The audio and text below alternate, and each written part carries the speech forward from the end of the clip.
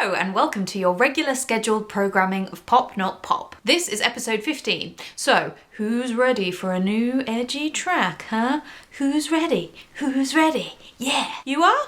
Good. The next song is essentially a Bond theme. I know, Billie Eilish already got the next Bond theme, but I'm not bitter, because she's great. And to be honest, I don't necessarily love James Bond as a franchise, having been forced to watch pretty much every Bond movie every Christmas since I was young. A strange and somewhat misogynist torture traditionally inflicted upon English children. However, I will say that I enjoy what Daniel Craig has done with the character. Anyway, this song is called Bullet, and I love it. It was originally called Like a Bullet from a Gun, which was a simile that was used around the house as I was growing up, pertaining to someone moving quickly. But that's also a bit of a mouthful as far as song titles go, so I shortened it to Bullet. The song itself is based on one brief romantic entanglement that was way more complicated than it should have been, even by my standards. But the reason for that was more to do with the person who I was trying to date at the time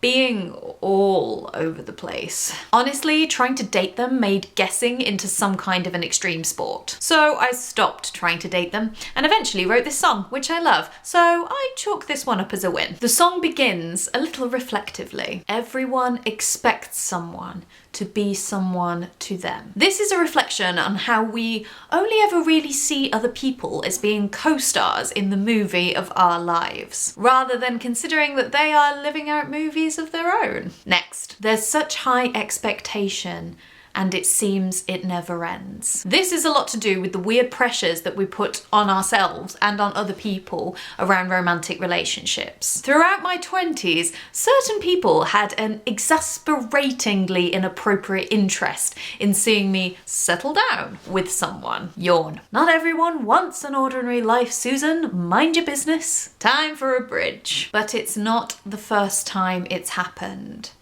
And I'm flattered.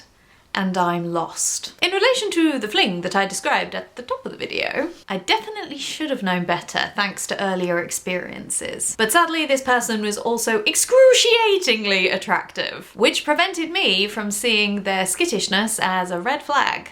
No, it's not the first time it's happened. Yet here I am. And a chorus.